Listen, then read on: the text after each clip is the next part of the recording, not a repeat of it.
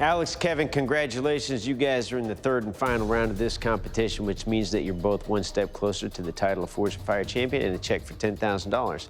All you need to do now is go home and recreate this iconic weapon from history. The Spada. Good luck, bladesmiths. We'll see you in 4 days. Good luck, Kevin.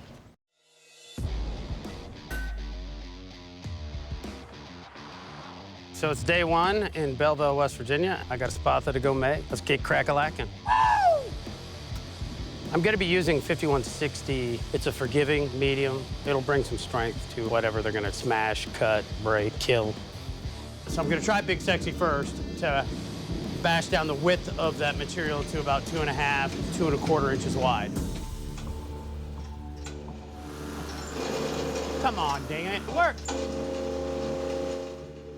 4 days isn't enough time to make a Spada. You don't know what the complications are gonna be. Oh, she's getting there, though. I slowly started drawing it out. I'm about 35 inches long. You know, it's just patience, getting the equipment to work right. Tomorrow, pressure will be on because I gotta get this thing quenched. If I don't, I'm behind the ball. Woo! Definitely excited to be back home, back in my shop where I'm nice and comfortable. I'm gonna do a full Damascus blade with a little bit of a ladder pattern in it. I'm really looking forward to going all out and making something really cool to impress the judges. First press was just nice and quick and light, just to push everything together. And this next press will be a little more aggressive. Probably the most important part of this entire build. My welds seem to have stuck pretty well. I'm gonna start drawing this thing out.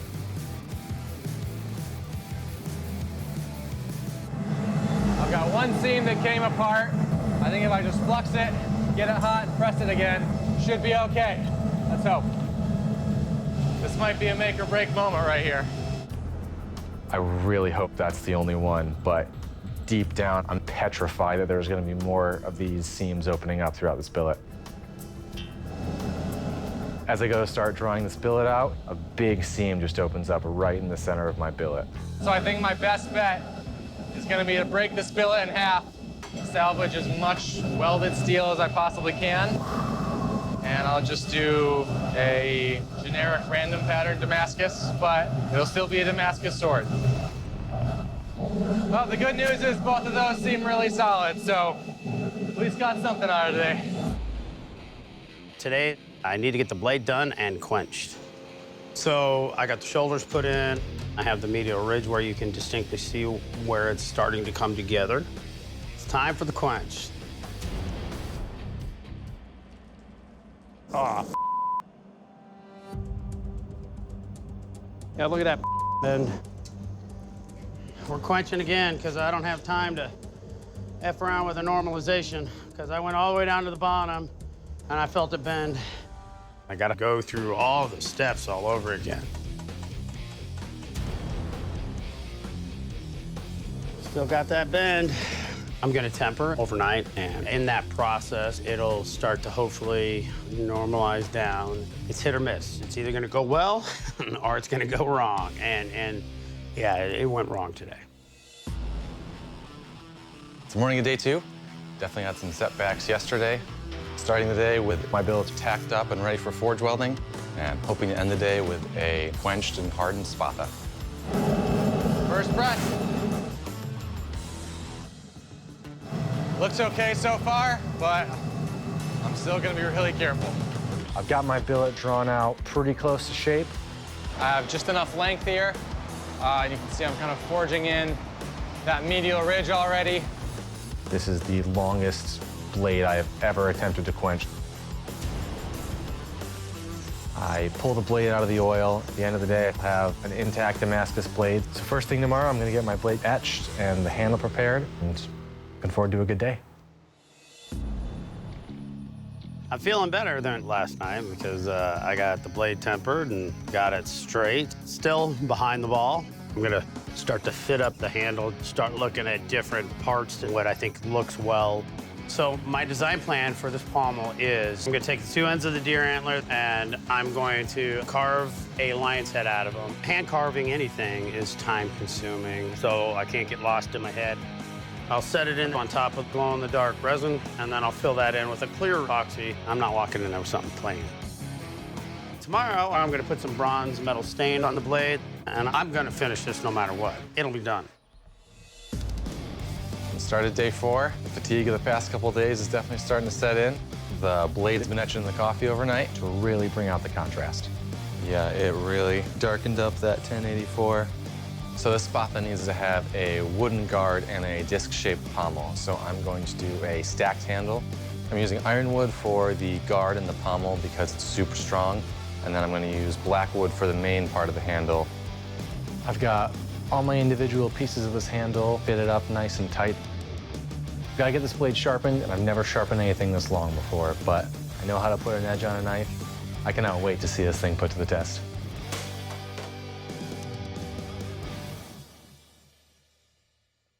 Word.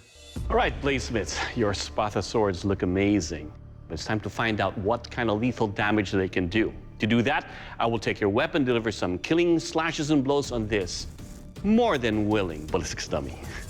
Alex, you're up first. You ready for this? Let's do it.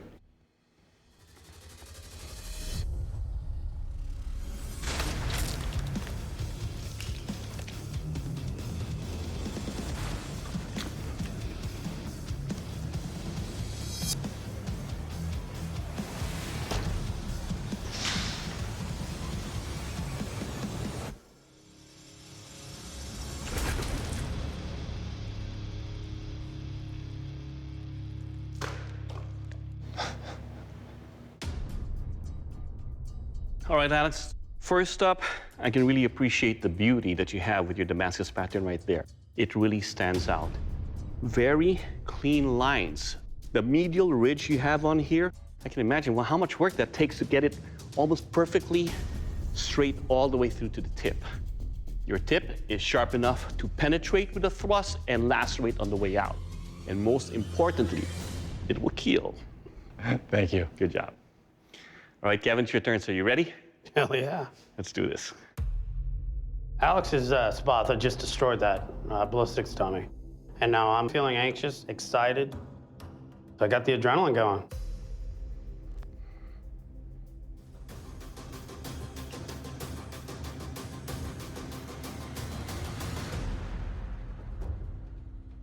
Doesn't have a ridge, does it? Right up.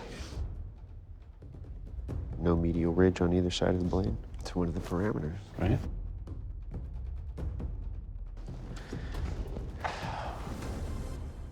Kevin, your blade must fall within our parameters in order to be tested evenly and fairly with your competitors. Your blade does not have a central ridge. That was a parameter that was outlined before we ever sent you home. And for that reason, you cannot be the Forged and Fired champion. Come on, my friend. You know, it's just a bummer I can't see it tested. That's what I really want to see. I want to see how it holds up. Nice work on that handle, brother. Thank you, I appreciate it. When I was making it, it had the defined ridge in it. Just with the sanding and grinding, it just took more of it off. But this whole experience has been a blast. Congratulations. This isn't a loss. I'm coming home with a $10,000 experience. Alex, you made a sharp and deadly spatha. But not only that, you made something that is detailed and beautiful. Your attention to detail has elevated you to the title of Forged and Fired champion. Congratulations. Your title comes with a check for $10,000. Good job, brother. This is pretty wild.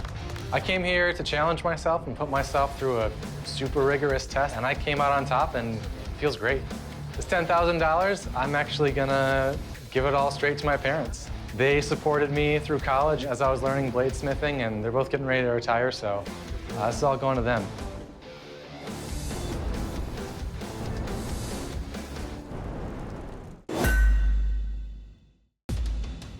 Bladesmiths, welcome to the Forge. Bladesmiths, it's one thing to ask for blades in a signature style. However, in today's first round of competition, we won't be doing any signature styles. Instead, we'll be making one of Jay Nielsen's favorite weapons. That weapon is the European dagger. Good luck, bladesmiths. Your 3 hour starts now.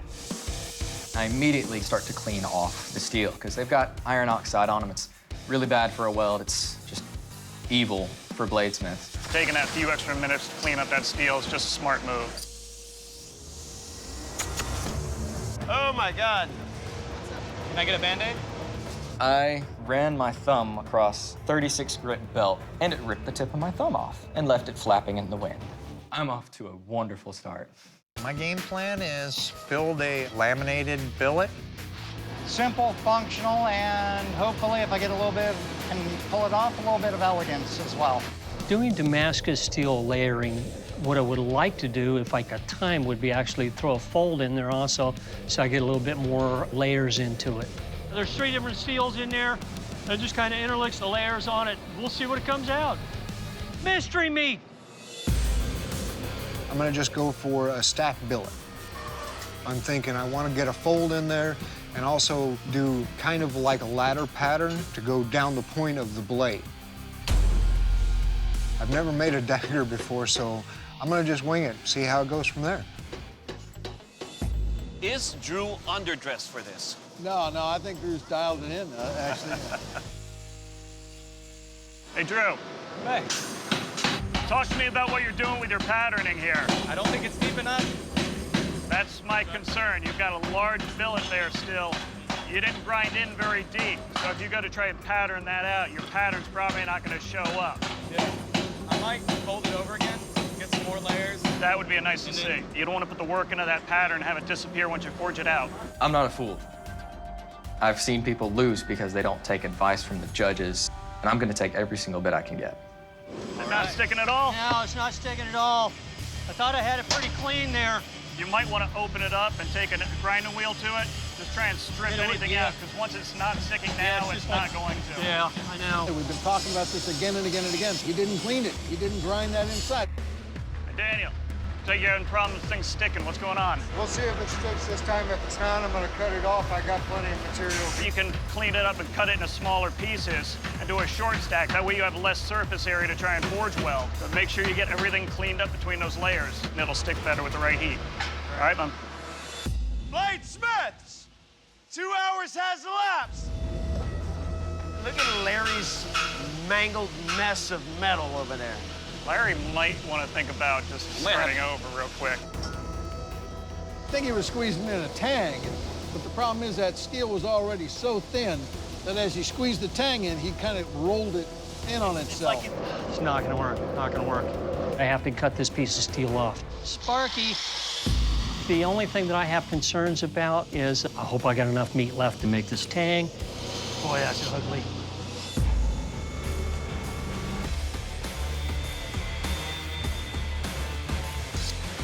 I think it'll do. We just had Drew quench his blade. Quench early. Yep. Doesn't hurt the blade. You can grind it, quench the blade. Yep. Daniel's just quenched his dagger. Take a look at it. I can see the warp from here. Yeah. Can you? Yep. And this sucks. I have it warped right in my tent. My tang's already thin, my blade's already thin. I've got to take more out of it. Jason, tip first. Yeah, I'm gonna go rip his hair out. Hey, Jason. Yeah. What you got going on? Let me see the blade. I like how Jay prefaces the tutorial moment with, I'm about to rip that guy's hair out. We're gonna talk to him. You might want to flip that around. Heat up the mass of your blade first, and then flip it around. Yeah, just watch that tip, man. Thank you. My attention slipped for a moment, and he really saved my butt there. So right here, you can really see, like, there he goes. Jason's flipping his blade around right now, and you can see that tip's just not as hot, but that entire blade's heated up. There he goes. He's in. 5, 4, 3, 2, 1. Drop your tools, shut down your machines. This round is over. All right, bladesmiths, over the last 3 hours, you worked on your European daggers. Let's see if your blades are up to specs. Jason, you're up first. Well, first off, your steel looks really good. It's nice and clean. Love to see a lot of that material taken out, maybe a distal taper put into this. Ricasso is good. Nicely done. Jason, I like what you got going on here. You've got a lot of meat in here. which is a good thing, because if you look down your blade, you've got a twist to that blade. But you still got enough meat on here that you can actually grind that and correct that twist in there. Overall, it came out really nice. Thank you. Daniel, you're up. Right off, the shape of the blade kind of is an issue, but you got plenty of ricasso. It's on the lean side, you know, to continue grinding on this, so I'd be careful on losing more material out of the center of this if you move forward. Your steel looks good, but you've got quite a warp in here. That can be corrected. And this really isn't a European dagger profile right now. It's actually a leaf-shaped dagger profile. All right, Drew, please present your work to the judges. You know, Drew, watching somebody work as well as you did at half of my age really impresses me. Your steel looks good and tight, but you do have quite a warp. There's a few different ways that you can go ahead and fix that, but overall, a very nice job. Thank you. All right, so Drew, first off, if you're gonna grind in a vest, make sure it's 100% cotton. That thing can go up in flames. I really like the shape of this. The fact that your ricasso sets in, you just have enough ricasso there. The lines are really clean. I like the fact that that spine goes all the way to the tip. Nicely done. I'm impressed by your work. All right, Larry, you're up. Well, Larry, your steel looks pretty nice, but we got a few different issues here. You're really thin down here and thicker up here, and you've got quite a wave in your blade as well. Big thing, where's your ricasso? I got behind the 8 ball, ran out of time. All right, well, that's a problem. Yeah. Larry, your blade was required to have a ricasso. It doesn't. It's grounds for immediate dismissal from this forge. For that reason, I have to ask you to please leave. I failed to meet one of the requirements of the ricasso, but I proved myself that I can do this. It was a lot of fun. At 61, hey, I don't think I did that bad. Somebody's got to be going home. I was really wishing it wasn't me. This is the Armed Forces Tournament. Tonight, the dueling begins. Up first, the two-branch duel, where a veteran from the Army and the Air Force goes up against a veteran from the Navy and the Air Force. Next to me, we have a huge weapons crate with 4 handles coming out of it. Now, these are attached to blades from iconic military history. There's only 4 blades here because you are the second duel to take part in this tournament. What I want you guys to do is come together, talk amongst yourselves, and decide which one of these blades you want to build based solely on the handle you can see. I'm thinking 5. I'm good with it. Do 5. All right, rock on, Chief. All right, gentlemen, you guys are going to be building this. Yeah. This is the World War II Air Force Survival Axe.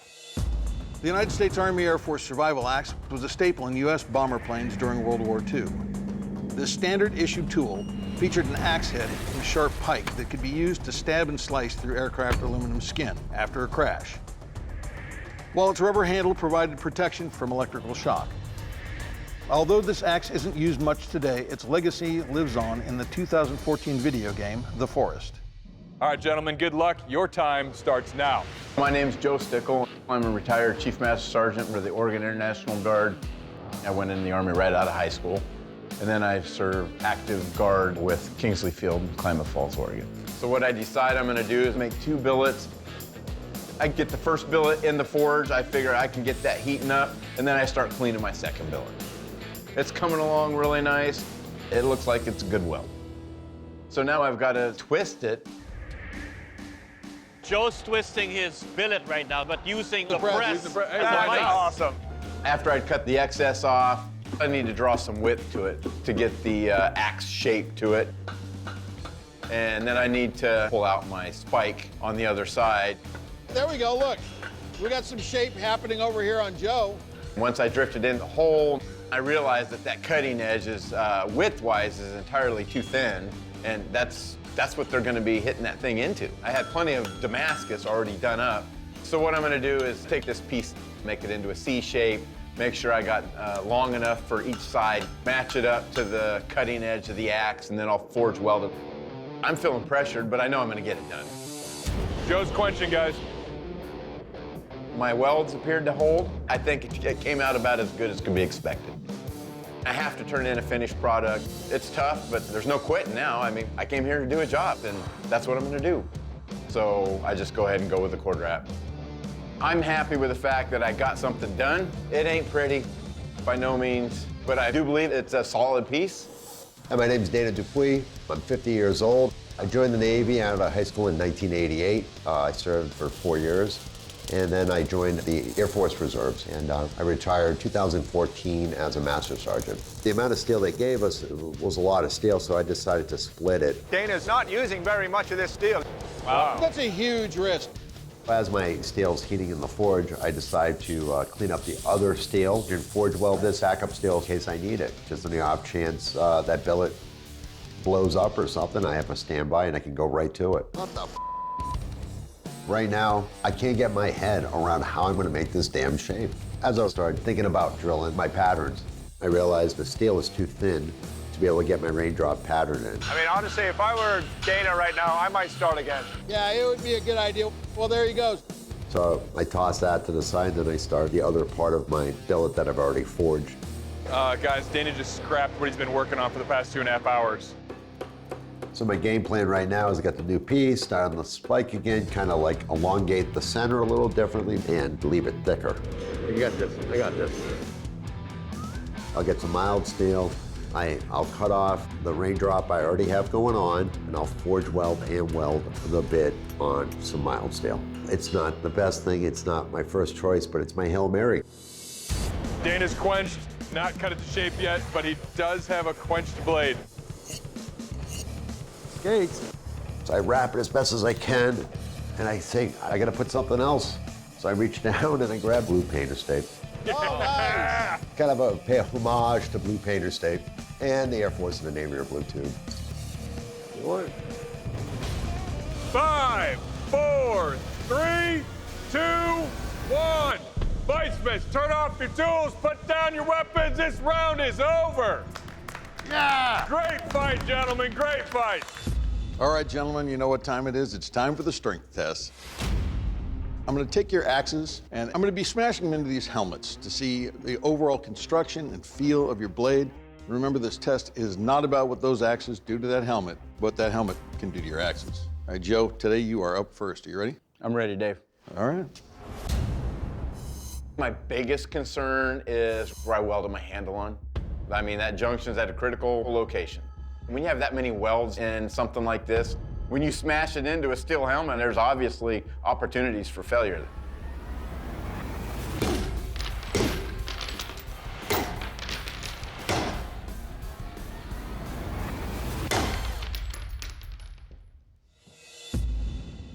Well, Joe, that held up. You still got a sharp edge on this thing. It's a very obtuse edge, but so is the original. You didn't lose any of those welds. Nothing came loose. Handle construction, it's actually comfortable to hold on to. All in all, it held up beautifully in this test, so good job, Joe. Thanks, Dave.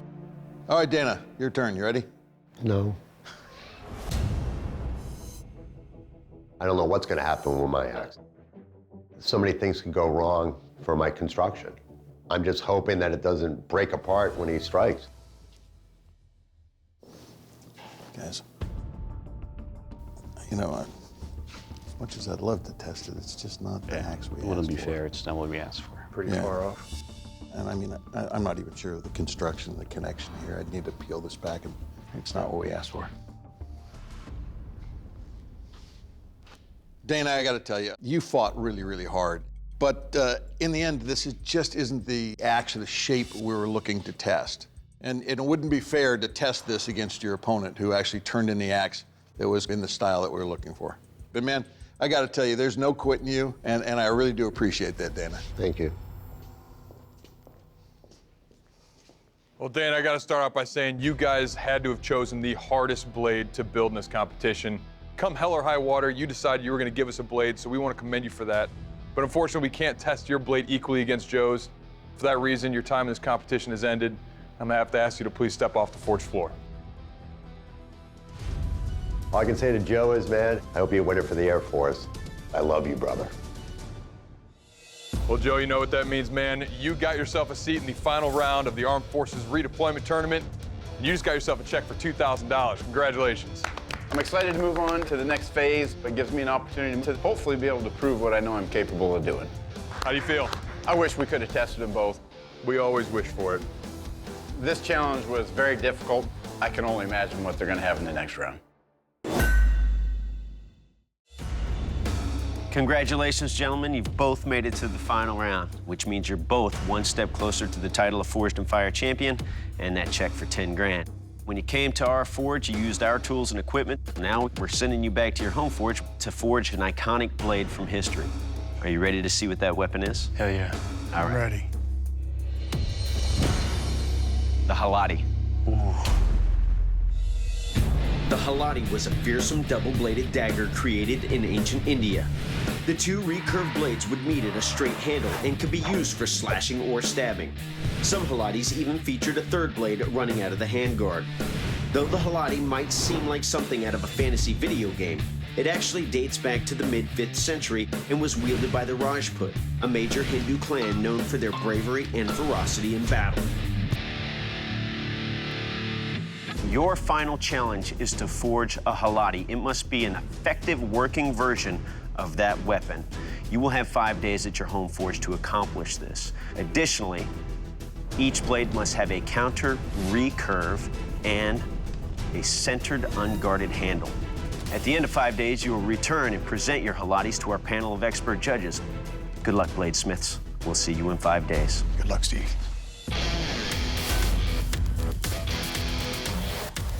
Feeling amazing. I made it to the finals, and I get to make a really awesome weapon. A Haladie, or a Haladie, or something like that. Ray has more experience than me, and I kind of feel like it's old school versus new school. Got my blade the length I want to. Now I'm moving on to the handle. Every time I hit it on one side, the other side bends a little bit, so it's a challenge to keep everything in line. Oh, yeah. It's the end of day one, and I feel like I'm a step ahead of the game. I only expected to get forging done today, but I got a little grinding in there, too.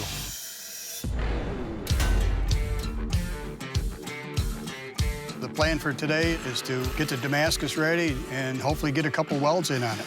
We're gonna cut up a bunch of steel here. I use a 15-piece billet. I've never made a Haladie, and I've never made a double-ended knife either. To me, it's a challenge. Challenge is good. Even though I've got like 37 years experience, it's not gonna be easy.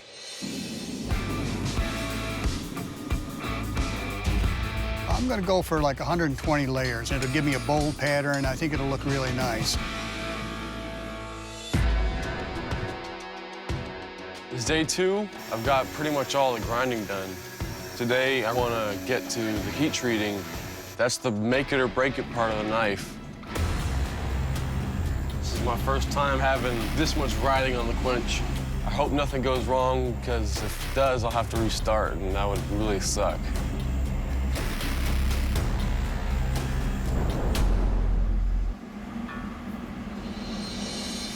Survived. Feeling good.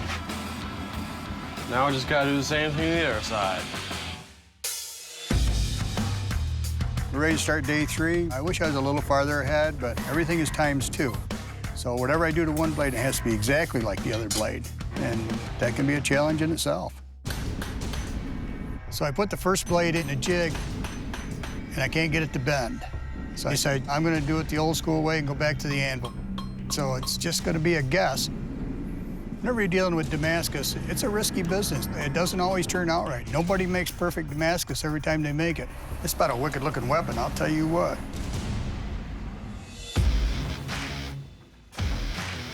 It's day 4, and pretty much all I got left to do is glue on the handle, polish that up. Ray is probably doing Damascus with his blade, so I'm trying to be on the same level. I'm gonna hand sand, I'm gonna add file work on both sides of the handle, doing like the really fine detail stuff. I'm going for like a vine pattern on the file work just to give it an elegant design, a little something extra. I'm kind of just gonna free ball it on this one. It's just about ready to glue. As soon as I start mixing the epoxy, time starts going down. I only got 5 minutes to get everything where I want it to be because of the epoxy. What the hell? This is the first bump in the road I run into, and I feel a time crunch. Okay. I finally get it together. The glue's all set up, and looks like there's no gaps. I finished the weapon a day early. There was always that thought in the back of my head where I'm going against the best, but age definitely doesn't limit your skill. I'm very proud of this weapon. Last day, it's crunch time. Time to finish it up. Heat tree went really well yesterday, and the blades look good. First thing I'm gonna do today is sharpen the blades up before I assemble them onto the handle. I think my skill set as a master smith really shows up. I came here to prove that I could compete at a really high level, and I think that I did that. The only thing that could stop it is if my competitor built something better than I did. Well, he gets ready to go.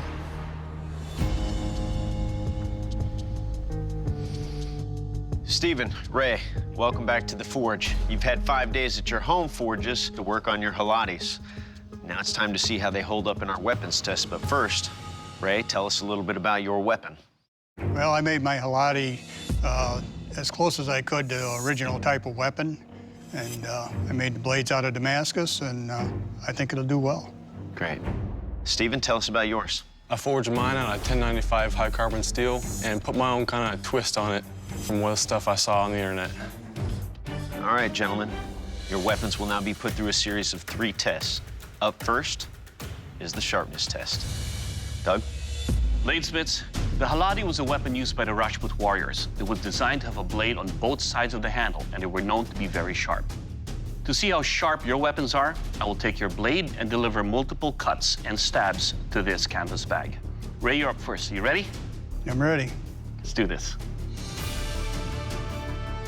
I'm really proud of this knife. I mean, it turned out really well. The curvature on the blade is a recurve, so what happens is the blade starts in one direction, then comes back in the other direction, which gives it a lot of character.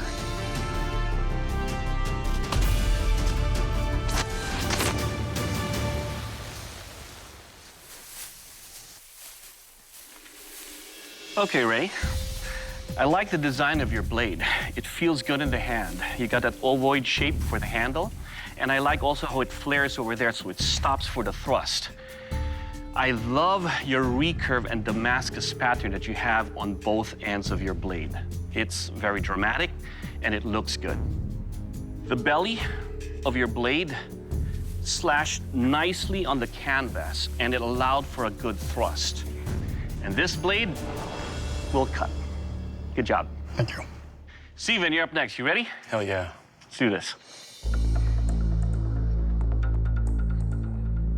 Going up against a master bladesmith with 30 years experience is definitely a little nerve-wracking for me, but I'm pretty sure I got everything executed perfectly on it.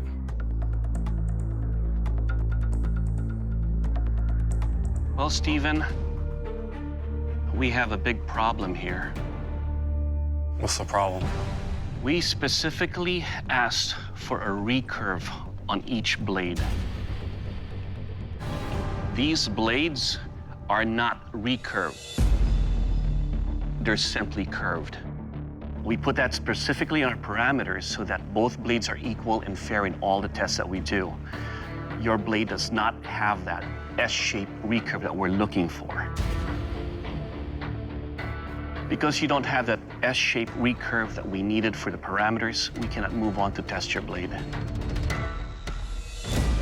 Well, Stephen, the devil's in the details.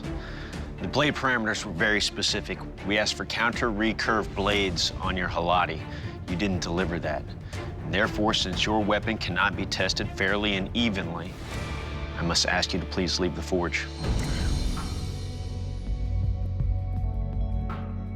I'm feeling a little bummed I put in all that hard work and I didn't even get to test it. I still feel really proud of my work. It's just I failed to see the one small detail, and that led me to losing. I learned I gotta follow the instructions a little better. Ray, congratulations. You are the Forge and Fire champion and will be receiving a check for $10,000. Good job. Thank you. It's a good-looking weapon, sir. Thank you. I love your Damascus pattern. Really, really nice recurve with beautiful shape. How do you feel right now? Feeling really good. Being Forge and Fire champion, it's really nice, especially at my age. I felt a lot better about it if they could have did the cutting contest and everything with his blade also. But I just sold a knife for 10,000 bucks. That's the best part.